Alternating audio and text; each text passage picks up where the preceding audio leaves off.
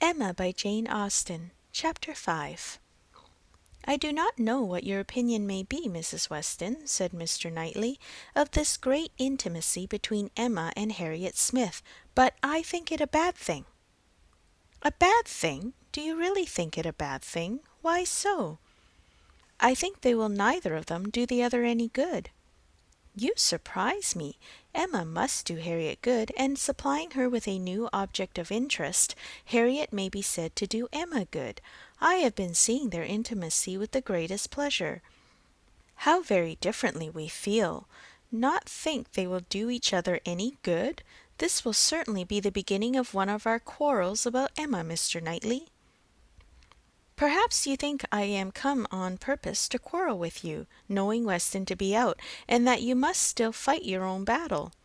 Mr. Weston would undoubtedly support me if he were here, for he thinks exactly as I do on the subject. We were speaking of it only yesterday, and agreeing how fortunate it was for Emma that there should be such a girl in Highbury for her to associate with. Mr. Knightley, I shall not allow you to be a fair judge in this case. You are so used to live alone that you do not know the value of a companion, and perhaps no man can be a good judge of the comfort a woman feels in the society of one of her own sex, after being used to it all her life. I can imagine your objection to Harriet Smith. She is not the superior young woman which Emma's friends ought to be, but on the other hand, as Emma wants to see her better informed, it will be an inducement to her to read more herself. They will read together. She means it, I know. Emma has been meaning to read more ever since she was 12 years old. I have seen a great many lists of her drawing up at various times of books that she meant to read regularly through, and very good lists they were, very well chosen and very neatly arranged, sometimes alphabetically, and sometimes by some other rule. The list she drew up when she was only 14, I remember thinking it did her judgment so much credit that I preserved it some time. And I dare say she may have made out a very good list now, but I have done with expecting any course of steady reading from Emma. She will never submit to anything requiring industry and patience, and a subject of the fancy to the understanding. Where Miss Taylor failed to stimulate, I may safely affirm that Harriet Smith will do nothing. You never could persuade her to read half so much as you wished. You know you could not. I dare say, replied Mrs. Weston, smiling, that I thought so then, but since we have parted, I can never remember Emma's omitting to do anything I wished. There is hardly any desiring to refresh such a memory as that, said Mr. Knightley feelingly, and for a moment or two he had done. But I, he soon added, who have had no such charm thrown over my senses, must still see, hear, and remember. Emma is spoiled by being the cleverest of her family. At 10 years old she had the misfortune of being able to answer questions which puzzled her sister at 17. She was always quick and assured, Isabella slow and diffident. And ever since she was 12, Emma has been mistress of the house and of you all. In her mother she lost the only person able to cope with her. She inherits her mother's talents, and must have been under subjection to her. I should have been sorry, Mr. Knightley, to be dependent on your recommendation. Had I quitted Mr. Woodhouse's family and wanted another situation, I do not think you would have spoken a good word for me to anybody. I am sure you always thought me unfit for the office I held. Yes, said he, smiling, you are better placed here, very fit for a wife, but not at all for a governess. But you were preparing yourself to be an excellent wife all the time you were at Hartfield. You might not have given Emma such a complete education as your powers would seem to promise, but you are receiving a very good education from her on the very material matrimonial point of submitting your own will and doing as you were bid, and if Weston had asked me to recommend him a wife, I should certainly have named Miss Taylor. Thank you. There will be very little merit in making a good wife to such a man as Mr. Weston. Why, to own the truth, I am afraid you are rather thrown away, and that with every disposition to bear, there will be nothing to be borne. We will not despair, however.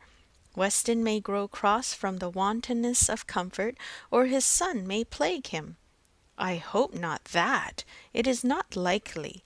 No, Mr. Knightley, do not foretell vexation from that quarter. Not I, indeed. I only name possibilities. I do not pretend to Emma's genius for foretelling and guessing. I hope with all my heart the young man may be a Weston in merit and a Churchill in fortune. But Harriet Smith, I have not half done about Harriet Smith. I think her the very worst sort of companion that Emma could possibly have. She knows nothing herself, and looks upon Emma as knowing everything. She is a flatterer in all her ways, and so much the worse because undesigned. Her ignorance is hourly flattery. How can Emma imagine she has anything to learn herself while Harriet is presenting such a delightful inferiority? And as for Harriet, I will venture to say that she cannot gain by the acquaintance. Hartfield will only put her out of conceit with all the other places she belongs to. She will grow just refined enough to be uncomfortable with those among whom birth and circumstances have placed her home. I am much mistaken if Emma's doctrines give any strength of mind, or tend at all to make a girl adapt herself rationally to the varieties of her situation in life. They only give a little polish.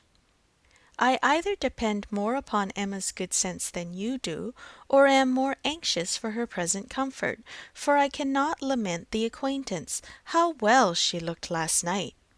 Oh, you would rather talk of her person than her mind, would you? Very well, I shall not attempt to deny Emma's being pretty. Pretty? Say beautiful, rather. Can you imagine anything nearer perfect beauty than Emma altogether, face and figure? I do not know what I could imagine, but I confess that I have seldom seen a face or figure more pleasing to me than hers, but I am a partial old friend. Such an eye, the true hazel eye, and so brilliant, regular features, open countenance, with a complexion, oh, what a bloom of full health, and such a pretty height and size, such a firm and upright figure. There is health not merely in her bloom, but in her hair, her head, her glance. One hears sometimes of a child being the picture of perfect health. Now Emma always gives me the idea of being the complete picture of grown-up health. She is loveliness itself. Mr. Knightley, is not she? I have not a fault to find with her person, he replied. I think her all you describe. I love to look at her, and I will add this praise, that I do not think her personally vain.